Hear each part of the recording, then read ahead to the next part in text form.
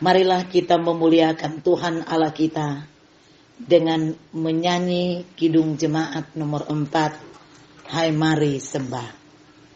Hai mari sembah yang maha besar, nyanyikan syukur dengan bergemar, perisai umatnya yang maha esa, mulia namanya, tahtanya megah. Pertolongan kepada kita adalah dalam nama Tuhan yang menjadikan langit dan bumi, yang tetap setia untuk selama-lamanya dan tidak meninggalkan perbuatan tangannya. Amin. Kasih karunia dan damai sejahtera dari Allah Bapa kita dan dari Tuhan Yesus Kristus menyertai saudara-saudara. Amin. Untuk nats yang membimbing kita dalam ibadah ini, 1 Korintus 8 ayat 6 yang berkata, namun bagi kita hanya ada satu Allah saja, yaitu Bapa yang daripadanya berasal segala sesuatu, dan untuk Dia kita hidup, dan satu Tuhan saja, yaitu Yesus Kristus yang olehnya segala sesuatu telah dijadikan dan yang karena Dia kita hidup. Kita kembali menyanyi Kidung Jemaat nomor 3, kami puji dengan riang. Kami puji dengan riang, Dikau Allah yang besar, bagai bunga terima siang, hati kami pun mekar. Kabut dosa dan derita, kebimbangan telah lenyap.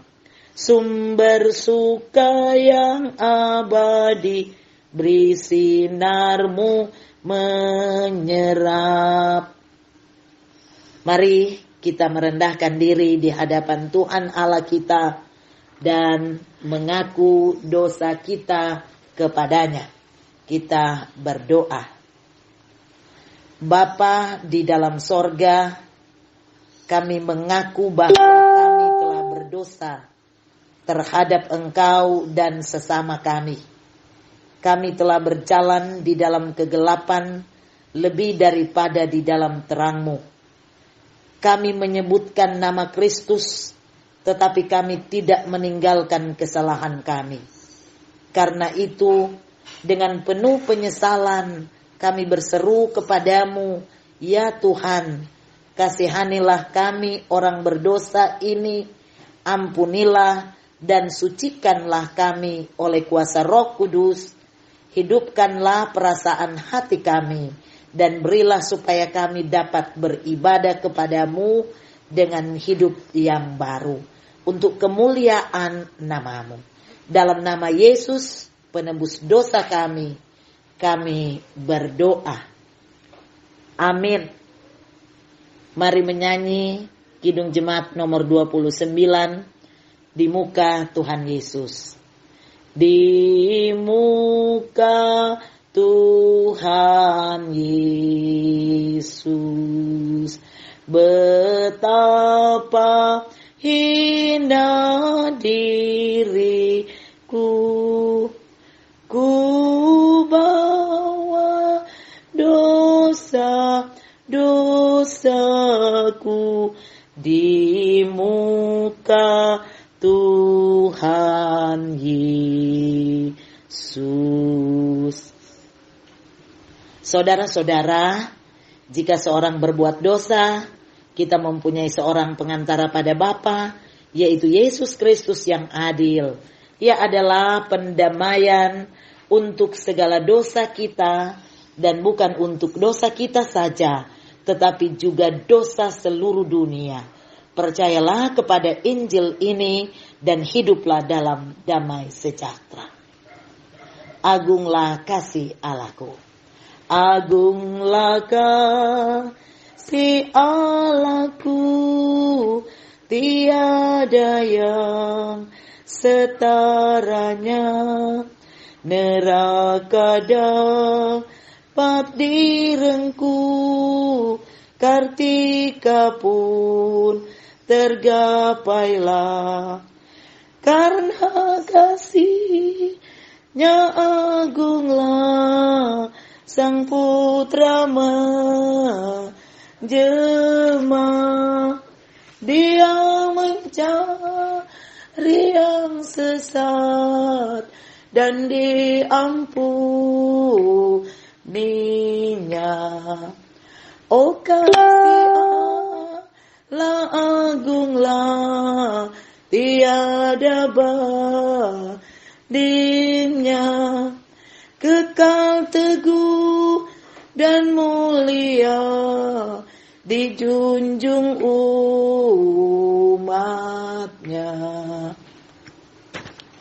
Mari kita berdoa untuk membaca Alkitab. Mari berdoa.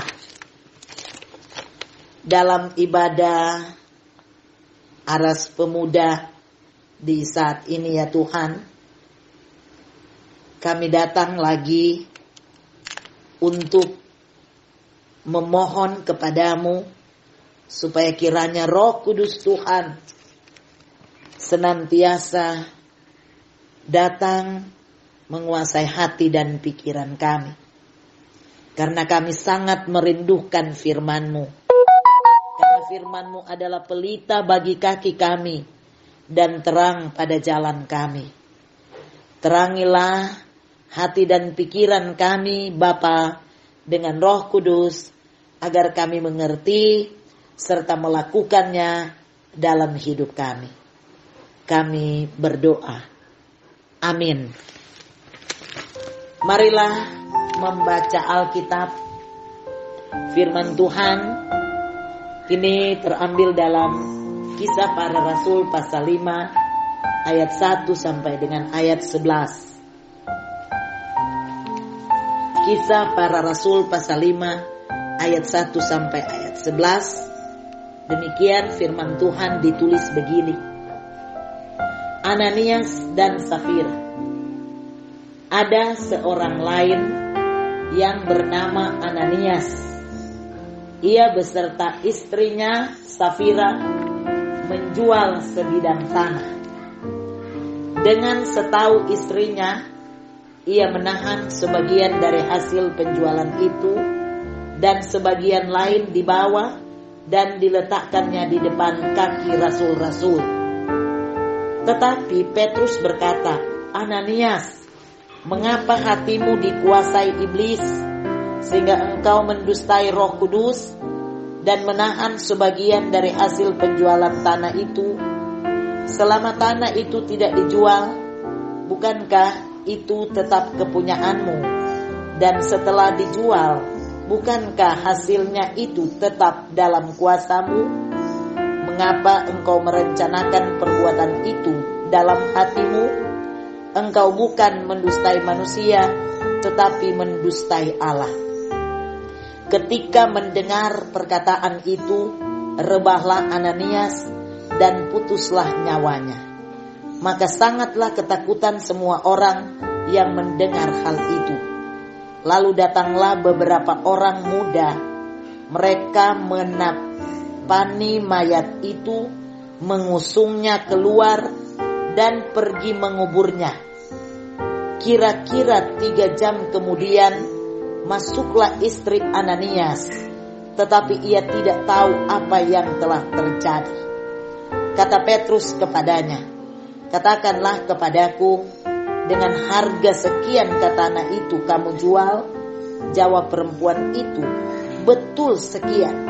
Kata Petrus, mengapa kamu berdua bersepakat untuk mencobai Roh Tuhan? Lihatlah, orang-orang yang baru mengubur suamimu berdiri di depan pintu, dan mereka akan mengusung engkau juga keluar. Lalu rebahlah perempuan itu seketika itu juga di depan kaki Petrus, dan putuslah nyawanya. Ketika orang-orang muda itu masuk, mereka mendapat dia sudah mati. Lalu mereka mengusungnya keluar dan menguburnya di samping suaminya. Maka sangat ketakutanlah seluruh jemaat dan semua orang yang mendengar hal itu. Saudara-saudaraku, pemuda-pemudi yang dikasihi Tuhan, Kisah Para Rasul 5 ayat 1 sampai dengan ayat 11 ini ada di bawah sorotan tema kebenaran versus dusta. Kisah Para Rasul adalah bagian kedua dari karya penulis Injil Lukas. Kitab ini mau menunjukkan bahwa tidak ada yang dapat menghalangi penyebaran Injil ke seluruh dunia. Lukas juga menceritakan bagaimana jemaat perdana membangun nilai-nilai kehidupan yang menjadi tugas gereja, yaitu bersekutu, bersaksi, dan melayani. Kita dapat melihat dan mempelajari bagaimana kehidupan jemaat mula-mula sebagaimana kesaksian yang tertulis dalam kitab Kisah Para Rasul, khususnya di pasal 4 ayat 32 sampai dengan 37. Jemaat hidup dengan penuh kasih dan saling membangun sebagai tubuh Kristus. Mereka hidup tanpa berkekurangan sebab segala kepunyaan yang ada pada mereka menjadi milik bersama. Mereka menjual segala kepunyaannya untuk dibawa dan meletakkannya di depan kaki rasul-rasul. Di antara jemaat mula-mula itu terdapat sepasang suami istri bernama Ananias dan Safira. Mereka juga menjual sebidang tanah, lalu hasilnya dibawa ke hadapan rasul-rasul. Namun ternyata hasil penjualan tanah itu tidak diberikan semua. Mereka menahannya sebagian. Rasul Petrus mengetahui kejahatan hati Ananias dan Safira, sehingga ia berkata, hati mereka dikuasai oleh iblis. Itu karena mereka tidak jujur. Apa yang mereka lakukan itu adalah mendustai Roh Kudus. Bukan manusia yang mereka dustai, tetapi mereka mendustai Allah. Rasul Petrus menjelaskan bahwa pemberian segala kepunyaan menjadi milik bersama itu bukanlah suatu tuntutan keharusan, bukan pula tekanan kepada jemaat. Rasul Petrus menegaskan bahwa lebih baik mereka tidak menjual tanahnya sama sekali daripada menjual untuk menahan sebagian uang hasil penjualan. Lebih baik tidak usah memberi jika pemberian itu bukan dari ketulusan, bahkan hanya sekedar untuk mendapatkan pujian. Rasul Petrus menyampaikan bahwa tanah itu selama belum diserahkan kepada Rasul berada dalam kuasa mereka. Mau diserahkan apa tidak bergantung pada mereka. Namun jika memang benar-benar mau memberikannya, maka selayaknya mereka memberikannya dengan penuh hati. Apa yang mereka jual dan berapa hasil penjualannya sepenuhnya mereka persembahkan dengan ketulusan. Tidak perlu berdusta, melainkan berkata benar. Sehingga akibat dari dosa mereka yang mendustai Roh Kudus, Ananias dan Safira seketika itu juga meninggal di depan kaki Rasul Petrus. Saudara-saudara pemuda-pemudi yang dikasihi Tuhan, apa yang terjadi pada Ananias dan Safira ini mengingatkan kita tentang realitas manusiawi, kebenaran dan dusta. Dan ternyata hidup ini adalah ajang pertempuran antara kebenaran dan dusta. Apa yang akan kita pilih? Dusta atau kebohongan memang adalah cara iblis untuk menipu manusia agar menyaksikan kebenaran Tuhan. Kejatuhan manusia ke dalam dosa di Taman Eden adalah karena mereka mempercayai iblis. Sejak itu manusia harus hidup menghadapi segala kekejaman dan kebohongan di dunia. Semua manusia sudah jatuh ke dalam hal membohongi dan dibohongi. Firman Tuhan mengingatkan kita agar menjauhi dusta, sebab memelihara dusta sama artinya menjadi anak iblis. Yohanes 8 ayat 44 berkata, iblislah yang menjadi bapamu dan kamu ingin melakukan keinginan-keinginan bapamu. Ia adalah pembunuh manusia sejak semula dan tidak hidup dalam kebenaran, sebab di dalam dia tidak ada kebenaran. Apabila ia berkata dusta, ia berkata atas kehendaknya sendiri, sebab ia adalah pendusta dan bapa segala dusta. Pemuda-pemudi gereja yang Tuhan Yesus kasihi, jika iblis merongrong kita untuk ada dalam dusta dan mengelabuhi manusia dengan kepuasan hawa nafsu yang memperbudak, maka sebaliknya Roh Kudus menuntun kita kepada kebenaran yang membebaskan. Karena itu kita harus bersedia dituntun dan dikuasai oleh Roh Kudus supaya kita berani memilih menjadi pelaku kebenaran dan tidak menjadi penyebar dusta. Kita harus berjuang dan hidup sebagai saksi dan pewarta kebenaran serta melawan para penyebar hoaks dan promotor janji iblis.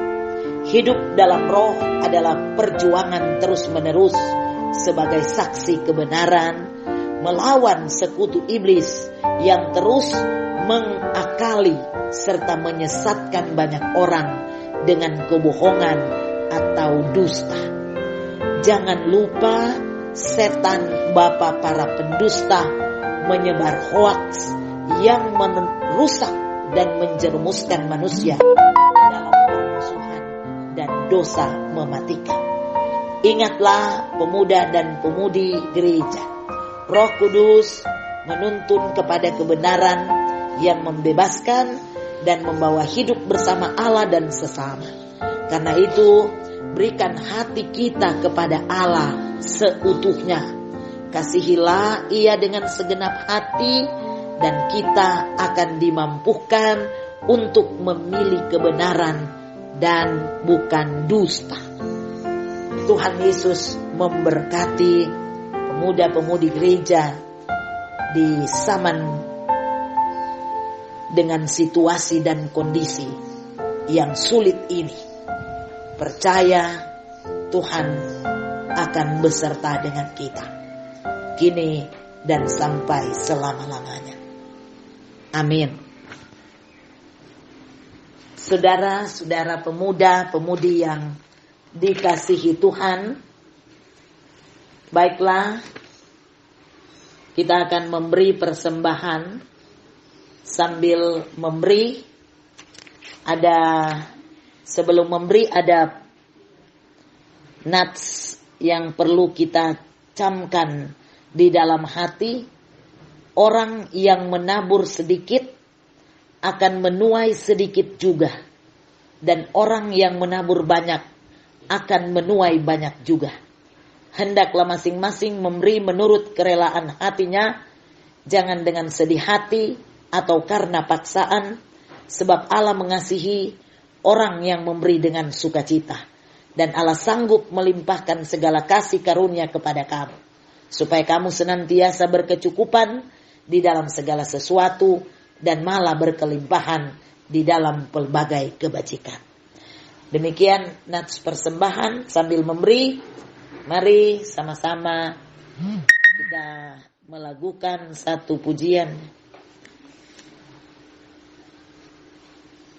Besarlah untungku, besarlah untungku, jika Yesus milikku.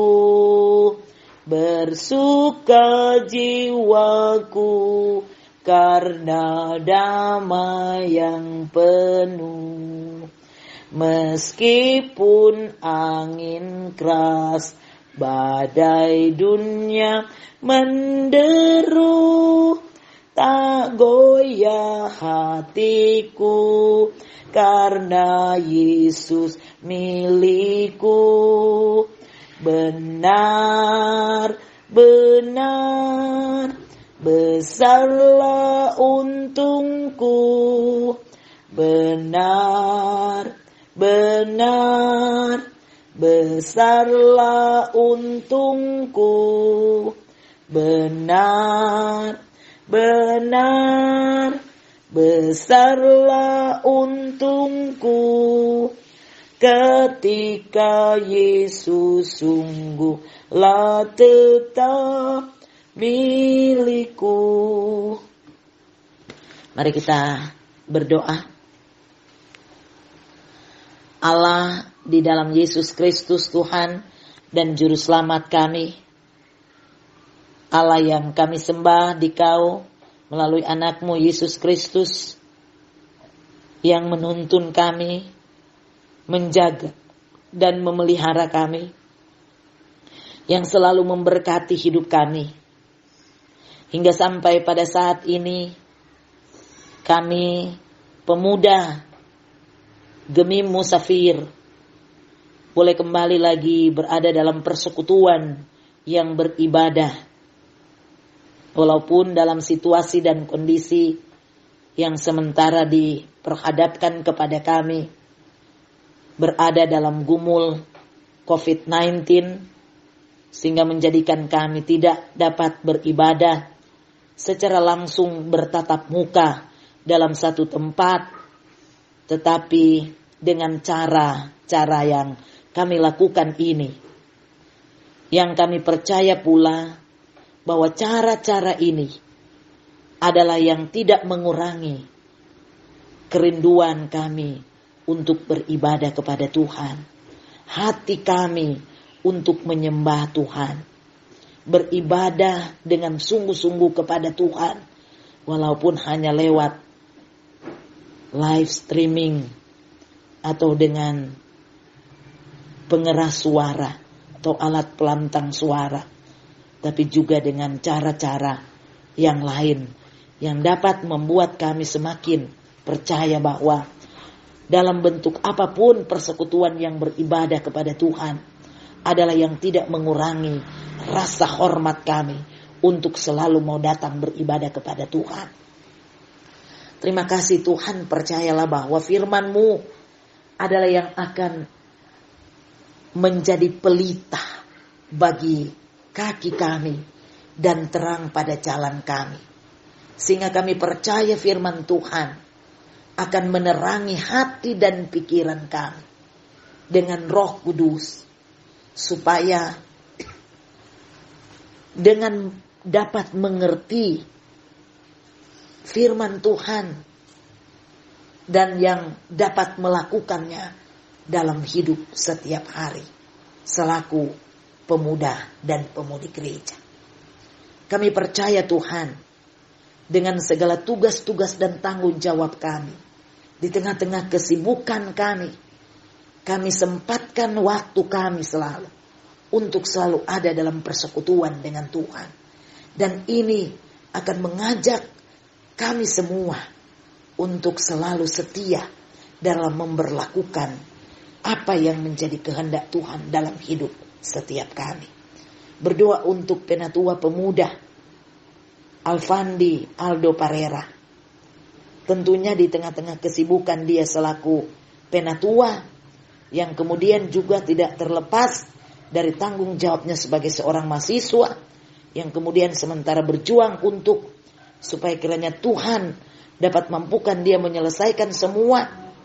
Dan bersama dengan komisi pemuda, anggota pemuda yang ada di Jemaat Gemim Musafir, mereka pun bersama-sama dapat mensukseskan setiap program kerja pelayanan. Salah satunya ibadah rutin yang harus dilakukan di tiap minggu, walaupun dalam kondisi seperti yang kami hadapi sekarang ini. Kami juga percaya bahwa kami semua dapat dimampukan untuk menerapkan protokol kesehatan. Sebab dengan demikian kami dapat memutus mata rantai penyebaran COVID-19. Bahkan berdoa untuk orang-orang tua kami semua yang ada di rumah masing-masing, Biarlah Tuhan Yesus, Engkau beri anugerah selamat kepada mereka dengan kesehatan dan kekuatan selalu. Agar kami percaya orang-orang tua kami senantiasa dapat merasakan bagaimana kasih sayang Tuhan berlaku terus, bukan hanya pada kami sebagai orang muda, sebagai anak-anak dari tengah-tengah kehidupan keluarga kami masing-masing, tapi setiap kali kami dalam persekutuan dengan Tuhan saat ini, memohon kiranya Tuhan memberkati orang-orang tua kami.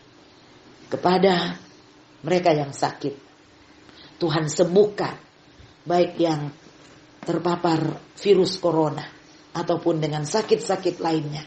Tuhan datang, jamah mereka, angkat sakit penyakit, jamah setiap orang yang merindukan lawatan-Mu, supaya mereka disembuhkan di dalam nama Yesus. Semua yang terisolasi mandiri, baik yang isolasi di rumah ataupun di rumah-rumah tempat singgah pemerintah sediakan, diberkati Tuhan, berkati para medis, berkati pemerintah, berkati semua orang yang ada di garda terdepan, supaya pergumulan ini dapat selesai, karena Tuhan adalah yang tempat kami meminta, memohon dan berharap membebaskan kami semua dari pergumulan yang sungguh menakutkan ini. Terima kasih Tuhan. Jemaat Gemi Musafir tetap percaya bahwa Tuhan Yesus ada dan selalu beserta dengan kami.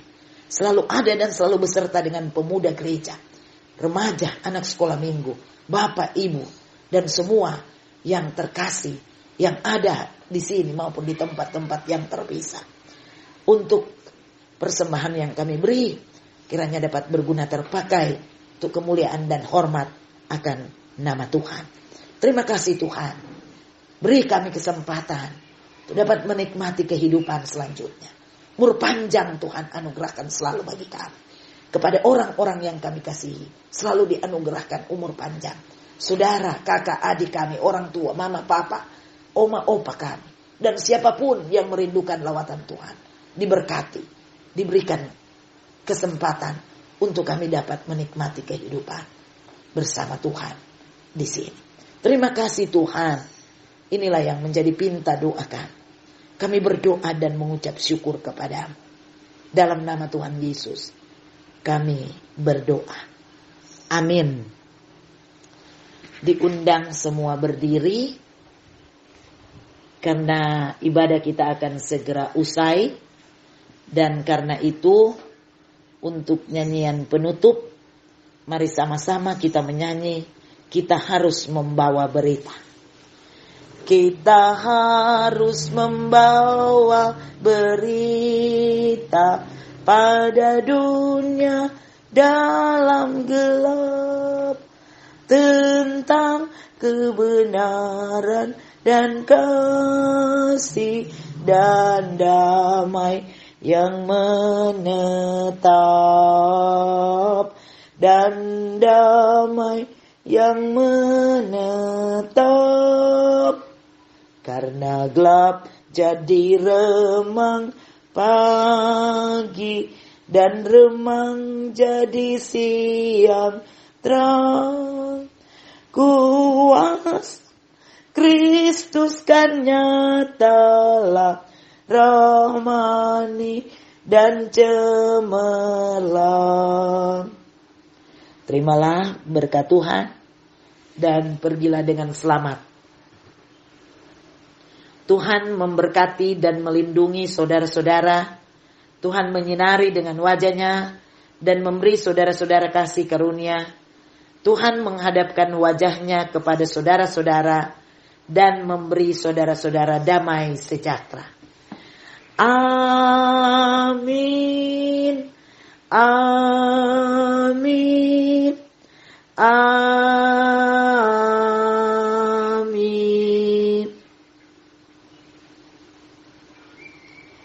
Ibadah sudah selesai. Terima kasih untuk pemuda dan pemudi gereja yang sudah beribadah, baik yang bertugas maupun yang beribadah di rumah masing-masing. tetap dengan protokol kesehatan, dan senantiasa berdoa kepada Tuhan. Jagalah imanmu dan imun supaya kita tetap sehat.